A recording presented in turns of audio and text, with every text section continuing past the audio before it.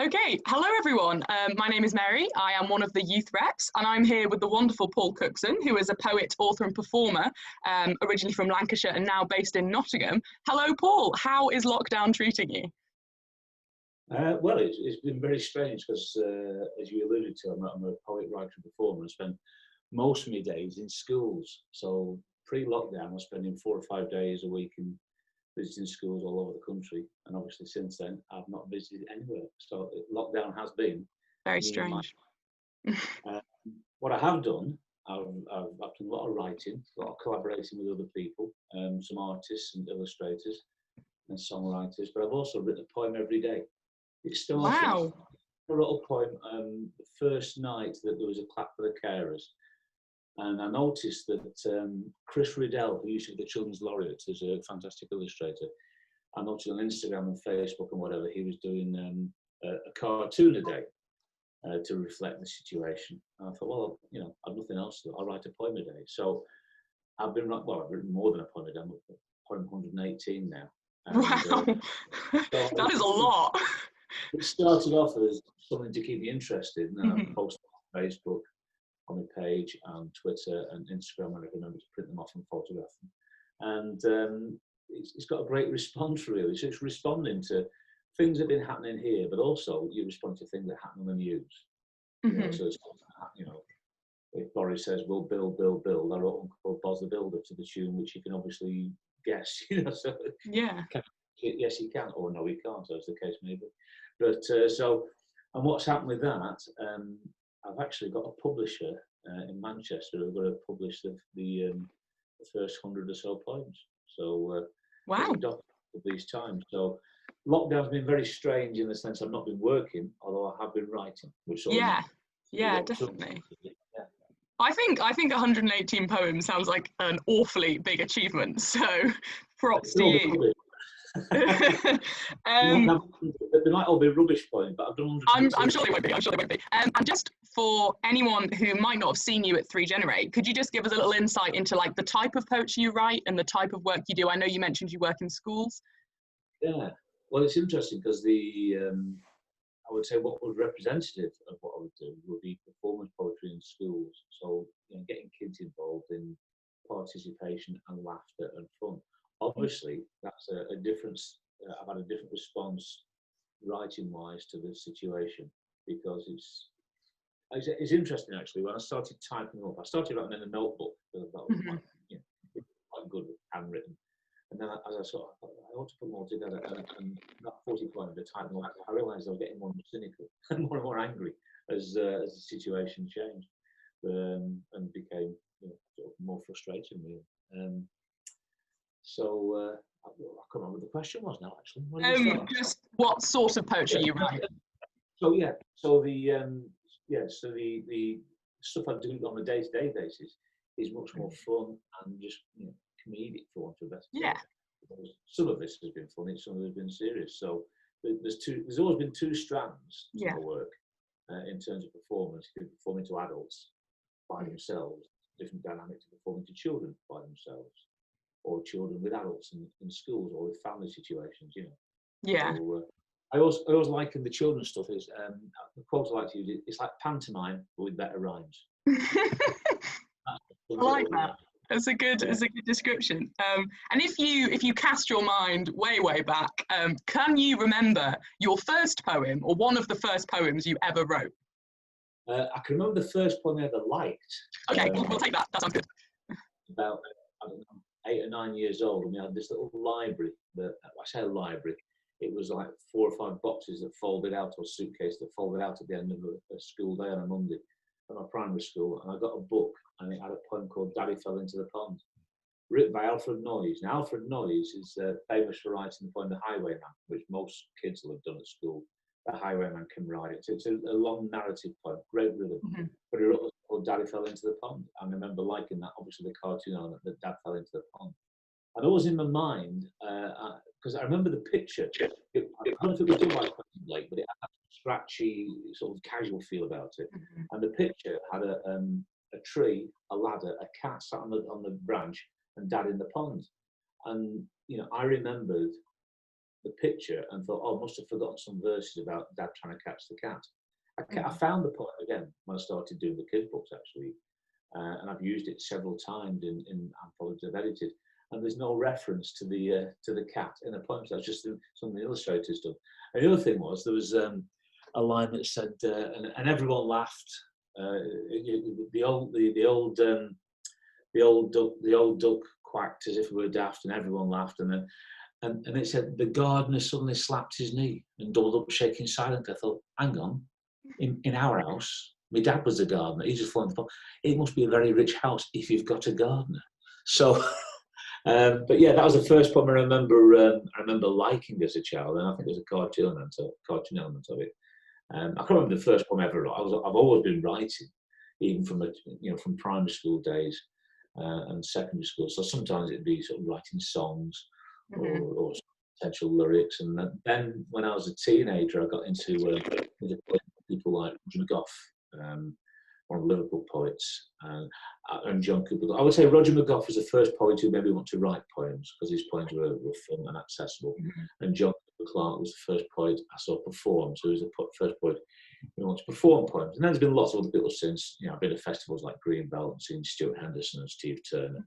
And obviously, which fits in what we're talking about now, they have poetry, but also poetry about things that affect them faith-wise and belief-wise as well. So yeah, I grew up in North Wales, and I don't know if you know much about Welsh culture, but every primary school is made to do this thing called the Eisteddfod every year, which obviously has its roots in, arts and culture. And like the biggest competition in the Eisteddfod was the poetry writing competition, which I won in year 6, which made me the bard. And I had to walk the length of the school hall with a velvet cloak on and a crown. And then they'd sit you on a throne on stage and hold a sword over your head. And it was sort of at the time, one of my biggest achievements, but also deeply embarrassing. I was like, this is mortifying. All of my friends are seeing me on this stage. You're a step up. I've never been crowned at the bard with the ermine and the sword and everything. That sounds fantastic. Yeah. It was a primary school version of that, but it was still quite good. And then I go to Greenbelt every year, and it was only when I think I saw Harry Baker performing that I realised that poetry wasn't always just the type of poetry we've been taught in school. It wasn't just all the classics, and it wasn't just Seamus Heaney, however great he is, but it was, it could be funny and exciting. And I think your experience is the same as mine. It might have been Harry Baker for you, seeing Harry perform. And I know Harry. I've worked with Harry several times. In fact, on World Book Day last year, we both ended up at the same school. Oh wow! I was signing into this school, and this tap on my shoulder. I thought it was you, Paul. There's Harry. And he was performing to the secondary school, and I'm performing to the primary school. So when people have this idea of poetry, and not so much at primary school. I think primary school poetry is quite accessible. I think when you get to secondary school, particularly year 9, 10, 11, you're doing GCSEs, and then it becomes you have to study these set poets, and not always the ones who are going to turn you onto poetry, to be honest. Yeah. They're all good poets, but they weren't written for children. No. And I think there's a difference. So and I find that sometimes I did an English A level, and I find that sometimes studying like a small amount of poems to the extent that you have to, and memorizing it and learning it, or you just feel like I just don't have any interest in this anymore. I've studied it too much. I remember talking to, I'm just going to name drop here, bit of a clang. I remember talking to John Cooper Clarke about this, and he said, I don't understand people studying, because sometimes that line is just the rhyme to get to the next line. It's just a bridge. You don't need to study why is that line shorter or why is it. He says it just takes you to the next bit. Sometimes it's just there. So that's the technical approach. It takes you to the next bit. Yeah. I should have written that in all of my essays, and I'd have breezed through. It would have been fine. And just for a young person who's maybe never written poetry before or written it in school, could you talk us through a bit of your writing process, and then maybe one top tip to give to someone who's sitting down to write their first poem? Well, yeah, all right. In fact, I've actually got here was just looking at, this is my notebook. In fact, this notebook started in March. I've actually filled it. It's the quickest I've ever filled a notebook. So that's all the poems I've been writing. And if I, just show you some of the pages, you can see they're not tidy. Yeah. They're untidy. And children, when they write, particularly in school, they want to write it out once and don't want to do it again. And I think you come back to it again and again. So I think, brainstorm first. Ideas are the most important thing. I also say you can't have a poem if you've not got any ideas. I like that. And that's something that you're interested in. Write about something that means something to you. Obviously, the poems I've been writing for the COVID thing, I've had to look into some of the stories behind them and find information. That's a different way of writing, where you're actually, investigating as well and having some background information. But it's the same process. Write your ideas down, and you'll find that there's certain lines might appeal to you, whether they rhyme or not. It doesn't matter. And I would actually say, in general terms, for children, don't bother writing rhyming poems unless you're really good at it, because otherwise what they end up doing is crowbarring the rhyme into the poem. Mm-hmm. And it sounds that the rhyme sticks out like a sore thumb, and you can tell if they've put that in just because it rhymes. If you put a rhyme in, make sure that the rhyme sounds natural within the poem. It doesn't sound like they've just put it there because it rhymes. Yeah. And I think rhymes can be very limiting. So I would look at how they write the poem down, So you might look at poems, which are sort of 2 words on each line. It's a very simple description. If I was describing, I did this workshop the other day on Zoom with some children, and we did animals. But it's a way of describing the animal without saying what the animal is. So an elephant, you'd say it was a trunk swinger, water squirter, loud stomper, and that's a structure. I would also say, if you're having a competition, don't write an acrostic, because everybody will write acrostic. And if I was judging a competition, no acrostic would ever win, just on principle, because then everybody can do that. Yeah. So that's my one tip. Do not write. Don't write an acrostic. Okay, think outside the box. Yeah, I think so. And and also, if you write, it's different writing for a competition than it is writing for yourself. If you're writing for yourself, if you're writing for a competition, or if indeed I get a request from an editor saying, I want poems about such and such for a book, I've just done a book of magic poems.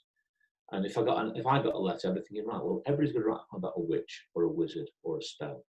How can I come at it from a different angle to make my poem different than anybody else's? Yeah. Can I use the word magic in a less literal sense, or I know that the poem might be faith-based, but the temptation is to overwrite the faith side of it, and then every poem becomes evangelistic. Yeah, I like that. And also it becomes cliched and a bit obvious. Whereas I think to make it more personal, or to make it sort of less obvious or more inferenced, is a more powerful poem, really. Yeah. And just asking, when you're writing, whether it's poetry or prose, number one, read as much as you can, because the more you read, I think it was Stephen King who said, you can't be a good writer if you're not a good reader. Because the more you read, the more styles you will assimilate. Write as much as you can, because then you can try out different styles. If you like writing funny poems, write some serious ones. If you like writing rhyming poems, write some that don't. So try some, and over the period of time, you'll find the style that you like best.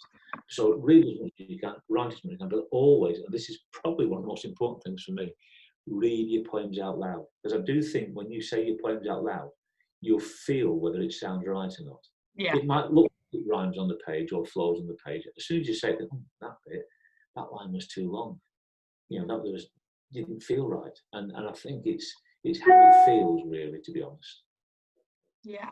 And final question.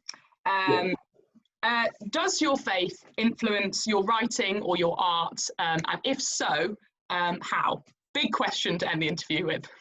Well, no, I think, as I said before, I think you've got to write about things that are important to you and write about things that mean something to you. Having said that, if every poem was based on the faith, there's only a certain amount of things you could write about. You end up repeating yourself. So I think you bring that in rather than putting it into every poem, if that makes sense. So, going back to my COVID project, there are a few poems I've written on a Sunday that have mentioned prayer and faith and things like that, but most of them haven't, because that hasn't been relevant to what's happening that particular day. But then again, you know, there are other times when you think, actually, I really want to write something about, and well, actually, I say that. There's obviously when Donald Trump posed outside that church, yeah, there's a whole long poem called "The Truth That's in the Bible Is Lost Because of You," which was, yeah, it was pointed and obvious and necessary for that particular day. So I think your faith is important, and it's there, but it only needs to come to the fore when it needs to come to the fore, if that makes sense. Yeah, no, I get that. I think, I mean, I'm not an evangelist, I'm a poet. Yeah. You know, if I was an evangelist, I'd be talking about my faith all the time. Yeah. I'm not saying I'm ashamed to talk about my faith, but I'm saying it comes in when it needs to come into the poem. Yeah. And the converse of that is, I wouldn't write anything that was at odds with it either. Yeah. So you look at the whole picture. You can look at one piece of the jigsaw and it might have a cross on it. You might look at another piece, it's got a football on it. But you look at the whole picture and it's got your whole life on it. Yeah. Yeah, I like that. I think like, yeah, sort of the way I go about my life as a person of faith is that I try and live a life of faith regardless of whether I'm talking about it. And then when it comes to the forefront, like when it's brought up in conversation, I'm happy to talk about it, but I'm not necessarily talking about it all the time, just when I'm prompted. So I guess that's sort of a similar idea, which... Yeah, but I think also as an artist, and you'll hear songwriters talk about it, you know, and if you're a visual illustrator or an artist, you know, not every painting you're going to do is going to be biblical. Yeah. You've got to be creative, and you've got to find the right way of writing it. Otherwise, it becomes cliched and obvious, and it becomes preachy. And yeah. You know, I think as an artist, you've got a different responsibility. It's a natural response to a situation. You know, it could be a family situation. It could be a favourite football team losing. It could be anything. You know, what you choose to write about at that particular time, and not everything has your faith in. Yeah. But there's nothing at odds with it. Yeah, you know. I like that. I wouldn't, you know, sort of cuss and swear and whatever it happens to be. You know? Yeah. Yeah. Well, thank you so much. You've left us with a lot to think about and a lot of good tips. So thank you so much for coming to talk to us. And I'm just going to end the interview.